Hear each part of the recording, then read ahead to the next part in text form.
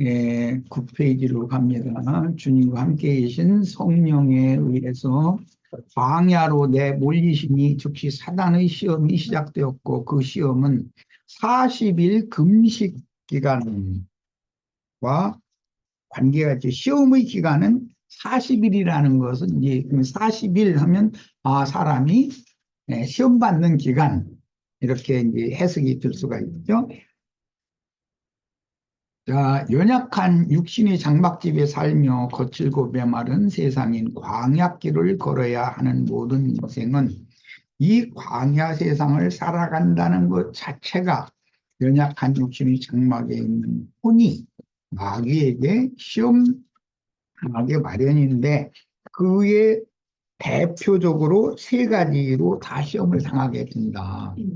첫째는 생계 문제로 시험을 당하고, 그 다음에는 종교 문제로 성전 꼭대기에 올라갔다 뛰어내리면 천사들이 발을 받들어서 다치지 않게 한다, 이런 것이 유혹이죠.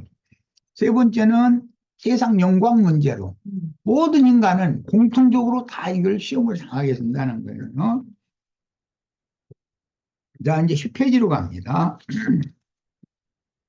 4장 3절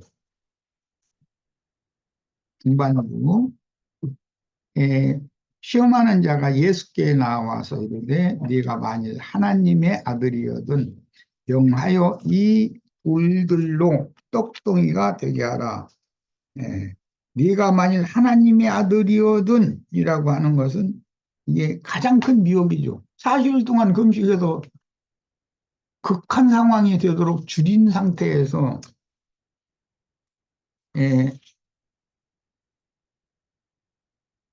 그렇게 굶주리는 상황으로 내모으신 하나님이 정말 나의 참 아버지고 나를 사랑하는 아버지고 나를 기뻐하실까라는 것을 이 40일 동안 금식을 해보면, 광야 연단을 받아보면 흔들리죠. 그 믿음이라는 게 아무리 믿음 좋은 사람도 흔들리죠.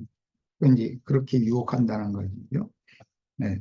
네가 만일 하나님의 아들이거든 명하여 이 돌들로 떡덩이가 되게 하라. 이 돌들이라는 것은 요한에게 자기 죄를 자복하고 회개하면서 물로 침례를 받은 영혼들을 말하는 거예요. 그래서 이 돌들로도 아브라함의 자손이 되게 하실 것이다. 하나님은 이제 그렇게 했던 이 돌들이에요. 그런데 회개하고 돌이켜서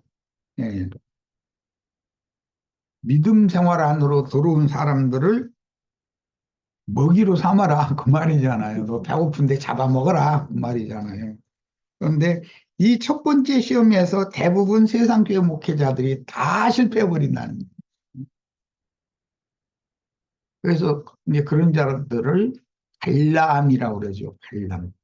더러운 삭슬 위하여, 더러운 일을 위하여 목회라고 하는 그런 형식을 빌려서 영혼들을 이익의 재료로 삼는 그런 자들이죠.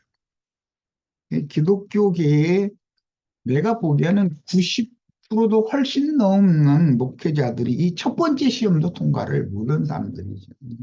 그런 사람들 보고 낮에 나가서 일하고 저녁에 제대로 오라고 그래서 말씀 가르치고 사역을 그렇게 해야 되는 겁니다. 만약에 그랬다가는 난리 벼락이 나죠.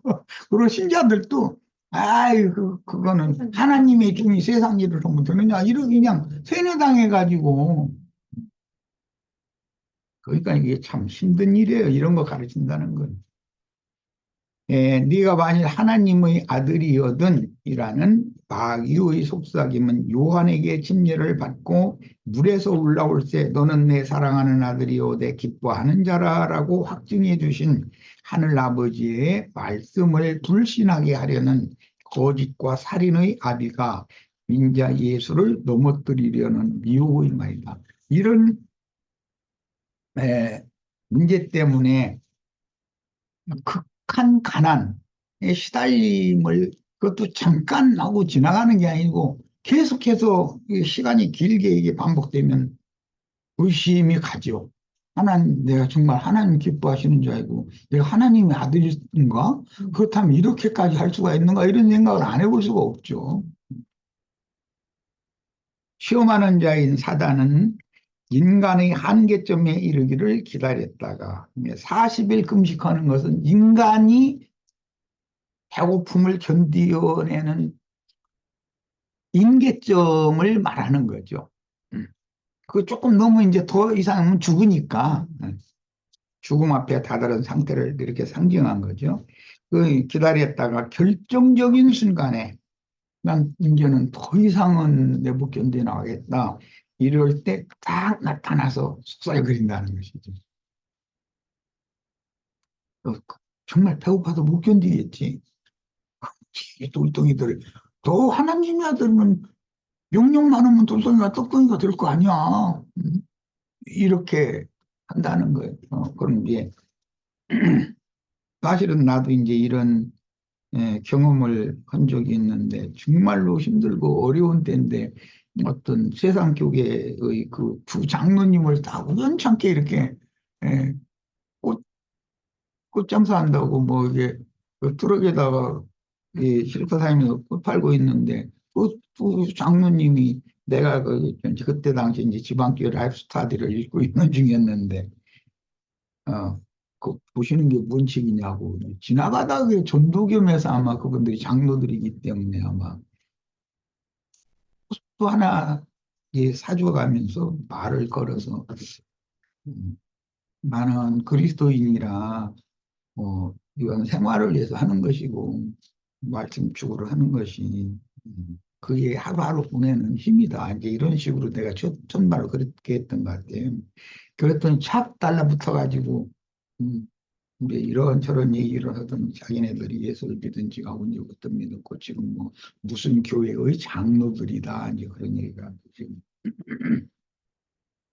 목회자를 지금 존중을 하려고 우리가 하는 중인데 예, 그런 얘기도 나오게 됐고 그 다음에 이제 몇 번을 계속 이제 만나게 돼가지고 음, 자기네 그때 당시 이제 일산이 신도시 개발을 할 텐데 거기에 자기들이 땅이 이렇게 있어서 거기다 예배를 줄 거니까 와서 좀 좀 목표를 해달라. 이제 청을 한 거예요. 이제 신촌에서 좀 식사하자고 나오라고 그래가지고 만나가지고 아무리 생각해봐도 기도하고 해봐도 하나님 허락을 안 해주시는 거예요. 그래서 고마운데 아니, 주님께서 내가 섬기는 주님께서 허락을 안 하신다고 음, 그럼 계속 그렇게 목회는 안 하시고 꽃장 산다고 왜 그러고 다니실 거냐고 이런 말씀을 이렇게 받은 사명이 있잖아요. 사명이 막 해가면서 나를 막 나무래고 그런 적도 있었는데 그때 나도 많이 흔들렸었어요. 에이, 그냥 꼭 이런 길을 끝까지 가야 되는 가 이런 것 때문에 이게 똑같은 시험이거든요. 그런데 그때 지켜주신 것이 너무 감사하게 생각해요. 지금 생각해보면. 그때는 이제 흔들리는 때였기 때문에 그냥 끌려가면 알람이 주는 거지 뭐. 네. 여기서 이제 나와서라는 말씀은 기회를 노리던 마귀가 육신의 생각을 통해서 속살거리는 음성을 들려주어 연약한 혼을 시험하려고 가까이 접근한다는 뜻으로서 시공을 초월하는 피조물인 사단의 실존을 알려주는 사단은 내가 지금 내 생명의 체험을 지금 간증을 얘기한 것처럼 그렇게 시험을 한다는 거예요. 그때가 그 사람을 쓰러뜨리기가 제일 쉬운 때거든. 그때를 딱 기다리는 거죠. 사단도 그걸 다 안다는 거죠. 이제 그분들은 좋은 뜻으로 자신들의 그 목회하던 분도 그 목회자가 설교가 시원치 않으면은 장로회의에서 그 목회자를 다른 분을 청빙을 하는 것이 장로단이 하는 일이잖아요. 이게 그 목회하던 분들과 많이 사이가 안 좋았었다는 뜻이겠죠. 그런데 만약에 목회로를 가면은 그 사람이 쉽사리 물러나주지를 않기 때문에 또 갈등이 또 있어요. 많은 어려움이 생기기 마련이죠. 네가 만일 하나님의 아들이거든. 예, 이 말은 극한 상황에 있는 사람을 흔드는 말이죠. 십자가의 처참하게 매달려 있는 예수를 향해서 좌편 강도도 네가 만일 하나님의 아들이거든 자기를 구원하고 십자가에서 내려오라 이렇게 말을 했죠. 좌편 강도도 지금 마귀가 하는 말 그대로 네가 만일 하나님의 아들이거든 이 말을 하잖아요. 그러니까 이 말로 사탄이 시험을 하는 것은 사람으로서 임계점에 이르렀을 때 예수님이 십자가에서 이제 죽는 것밖에 남은 게 없는 그때 딱 이렇게 유혹을 하잖아요. 음, 이런 두 가지 이 사건을 통해서 우리는 누구나 이 육신의 연약함이라는 게 임계점이 오게 마련인 거고 그때 때를 기다렸다가 마귀가 누군가를 통해서 음, 교묘한 방법으로 접근해가지고 딱 이렇게 시험을 한다는 거예요. 그래서 우리가 어떤 인생사에서도 어, 자기 인생을 경영할 때 허둥대고 허겁지겁하고 어, 그럴 땐 보이지 않는 때거든요. 생각이 바뀌지 못한 때고. 그런데 예, 누군가가 갑자기 큰 도움을 줄 수 있는 것처럼 또는 큰 이득을 줄 수 있는 것처럼 접근을 하면 그게 사탄이 보낸 시험의 도구라는 걸 깨달아야 되는 거예요. 그런데 사람들은 거기에 다 속죠. 뭐 예를 들어 1,000만 원을 뭐 자기가 소개하는 곳에 투자를 하면은 매달 뭐 매주인가 매달인가 이자를 뭐 얼마씩 주고 나중에 본전도 뭐 이렇게 주고 막 이런 식으로 하면은 아따 이제 살 판다 고서는 투자하게 만들잖아요. 그런데 자기가 있는 거 말고 빚 얻을 수 있는 만큼 투자하고 자기 알만한 사람들한테 다 똑같은 투자를 하도록 유혹해서 이게 이제 몇십억이 이렇게 대추나무에 연 걸리듯이 이렇게 됐을 때 나중에 어느 날 보면은 전화도 안 받고 쫓아가 보면 사무실 문 딱 닫아 있는 것이에요.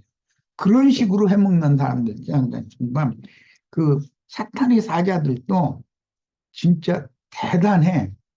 이 사람들을 미혹해서 사기 쳐먹는 그 기술이 그런 사람들한테 안 말려들지 않게 하는 것이 그 마음의 생각을 하나님이 지켜주시는 보호 방법이라는 걸 알 수가 있죠. 그런 소리 하면, 아유, 난 관심 없어. 딱, 첫 번째, 처음에 딱 거절을 해버려야지, 어느 정도 가가지고서 거절한다는 건 어렵다는 거예요. 예를 들어, 뭐, 자기 있는 돈은 1,000만 원이 비드어서 된 돈은 한 1억 든다 그러면은, 팔을 뺄 수도 없는 상황이 되니까 더 말려 들어가게 마련이죠. 마귀는 항상 이렇게 한다. 돌들이 똑똑이 되게 하는 말은 이 정도 하고 12페이지로 가겠습니다. 4절입니다.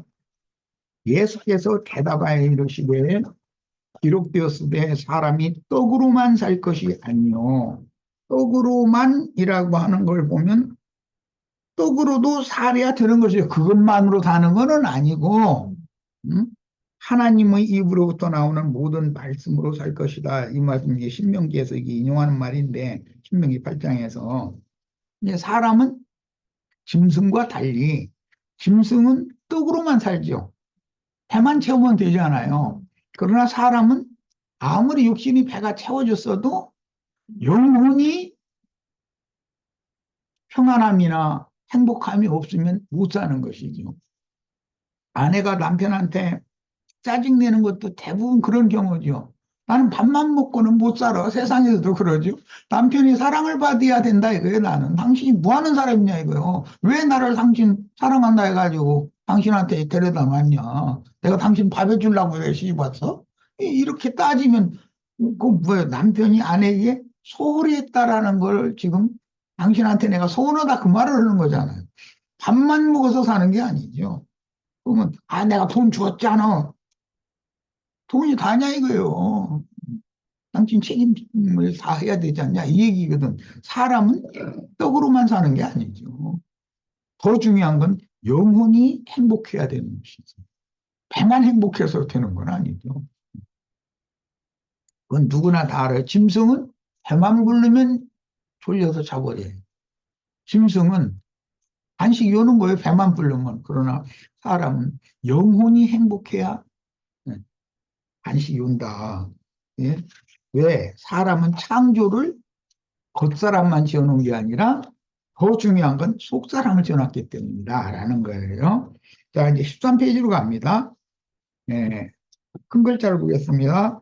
사람이 떡으로만 살 것이 아니요 하나님의 입으로부터 나오는 모든 말씀으로 살 것이라 했느니라.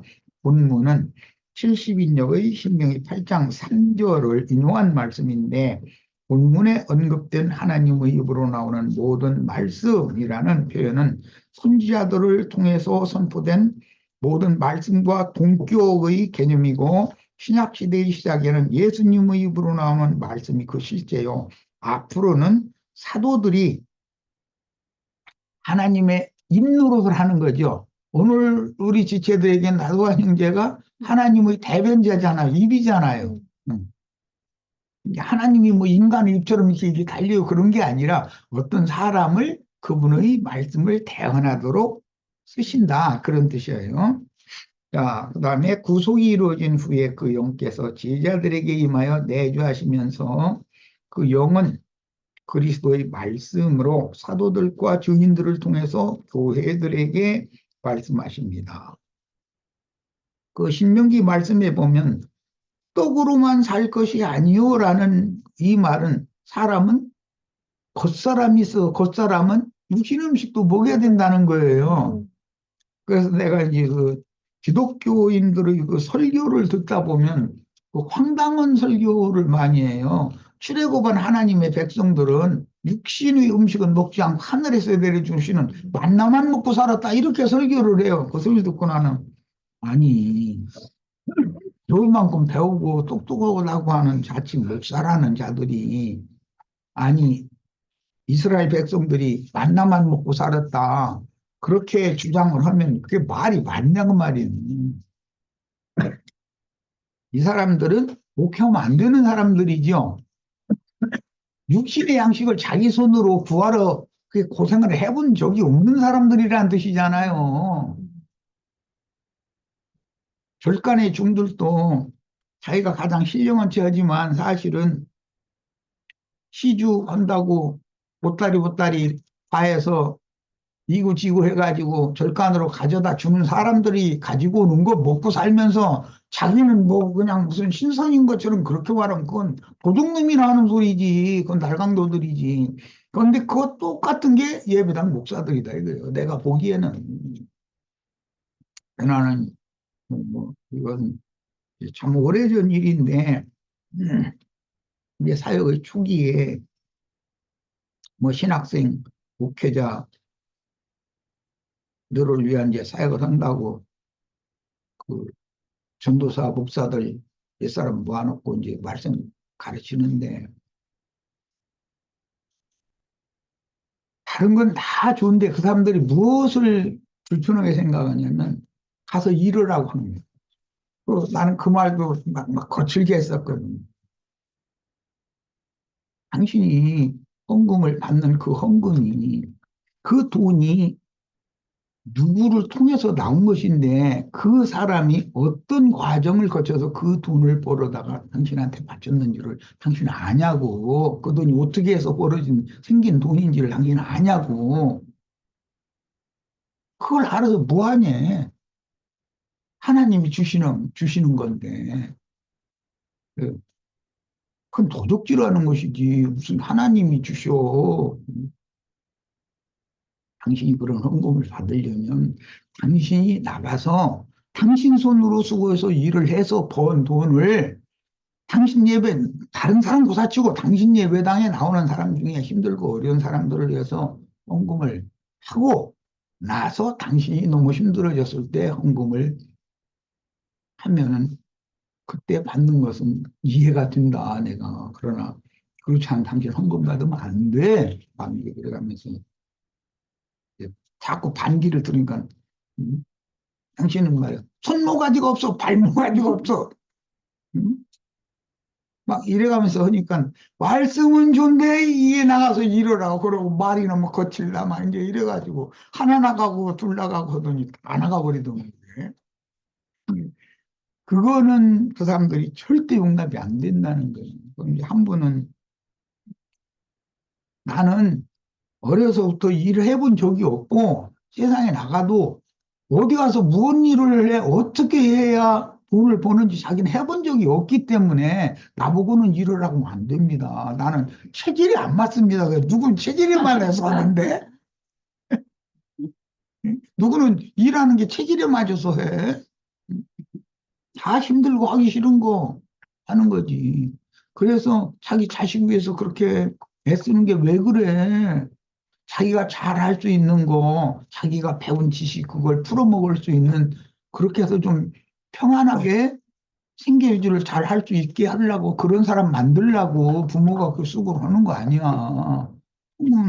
당신 부모한테 그런 거 교육을 안 받았으면 당신이 만약에 다른 사람들한테 헌금을 받는다면 다른 사람들은 체질에 맞아서 일을 해서 헌금 내는 거 아닐 건데 그렇게 생각하면 안 된다고 그랬더니 자기는 다른 건 다 말씀대로 순종하겠지만 나가서 내 손으로 일을 해서 헌금하라고 하는 거 이거만큼은 나는 자기는 안 해봐서 모른다는 거예요.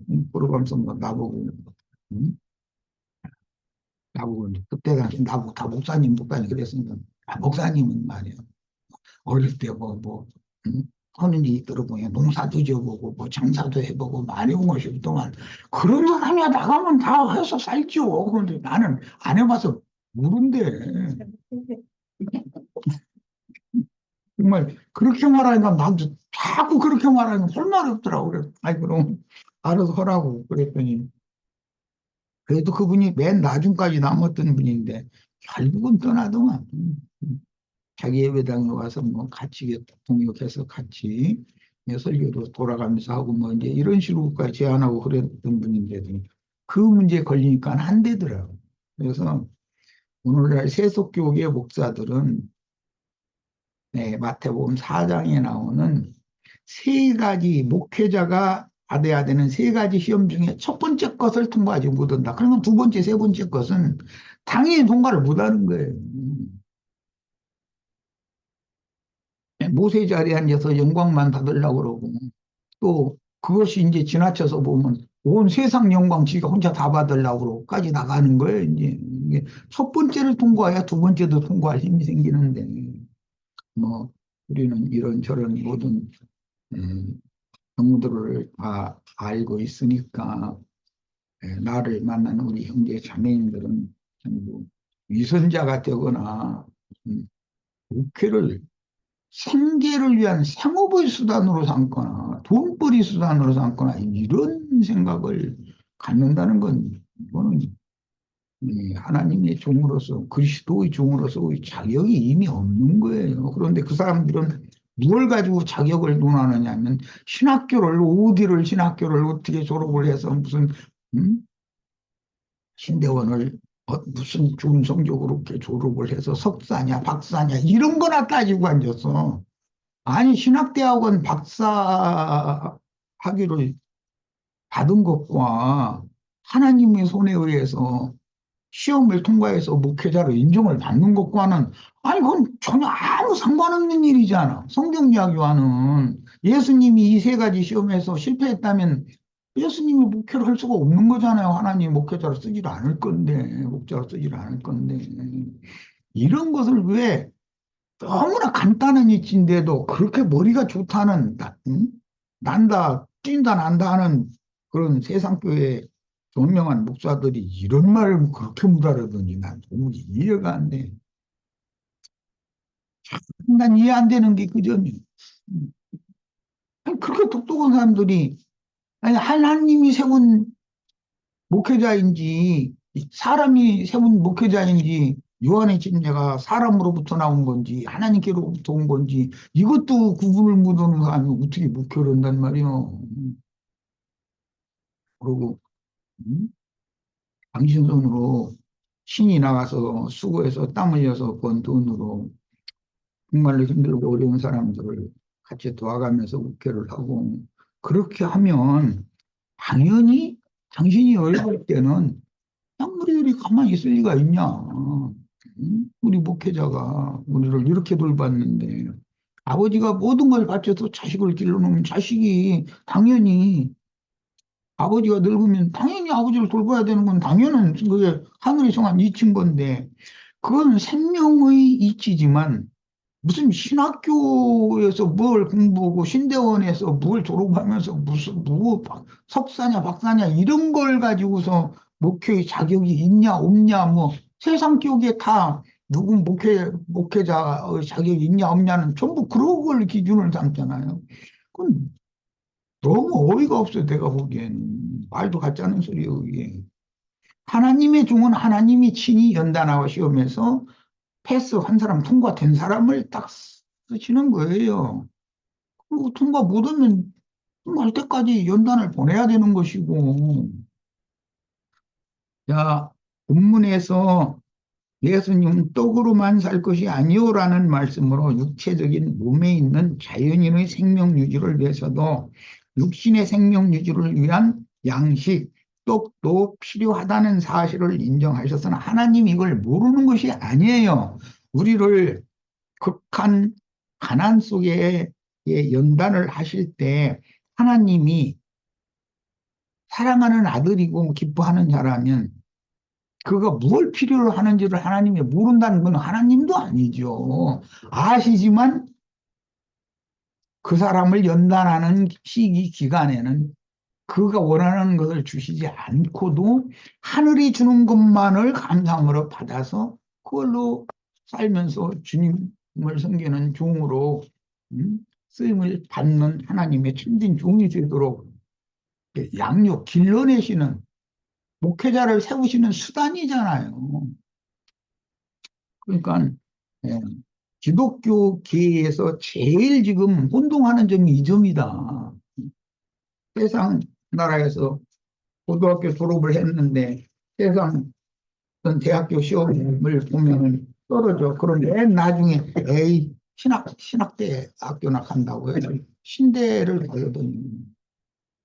그러면 세상 사람만 또 못하다는 거예요. 그 사실은 수준이.